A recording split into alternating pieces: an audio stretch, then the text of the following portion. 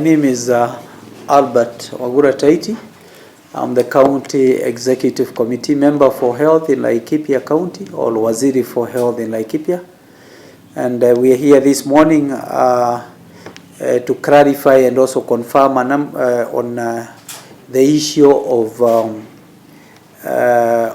the Mpox infection cases, which have already been confirmed in Nyahururu, in our Nyahururu County Referral Hospital.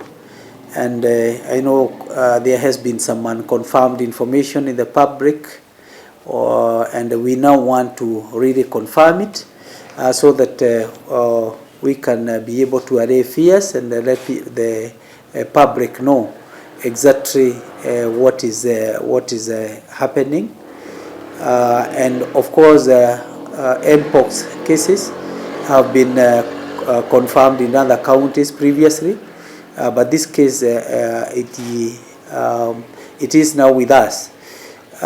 We have already confirmed 2 cases of Mpox, which is a couple, a man and a wife, who are admitted in Nyahururu in isolation. They also have their 2 children, a child who is 3 years old and another one 3 months old.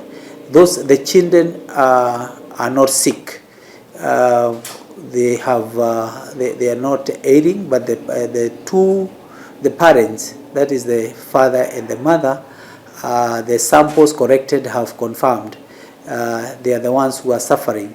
But the children could not be left in the house because being 3 years and 1.5 and 3 months, those are too young to be left in the house. So they are also in Nyahururu Hospital, kept there not because they are sick, but they have been kept there because there is nobody to take care of them at home. The patients have been there since for about 3 days, and they are doing quite well in isolation. They are under treatment, bearing in mind that Mpox is a viral infection. It doesn't have a specific cure, and therefore it's just a matter of conservative measures and of course proper infection prevention control, where we have already equipped our staff and all those people who are taking care of them. It is also imperative to note that that these 2 cases of Mpox, they did not originate from Laikipia. They originated from Nyandarua. That is within, I think it is within the Ragwa constituency. And because Nyahururu is their nearest hospital, that is how they ended up in Nyahururu. However, we are in very, very good working relations with Nyandarua County.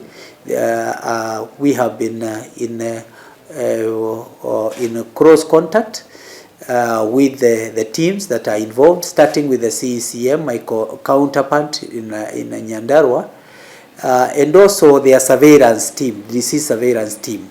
They are already on the ground. They have traced contacts, and the contacts traced, those who have been in contact with the patients, is only a sister to the lady or the wife or the mother of the children who is admitted, and 1 young man in I think Reshao Secondary, and all of them have been contacted, and because they are not positive, all that can be done is what we call self-monitoring, but we are also looking closely so that we don't have new cases.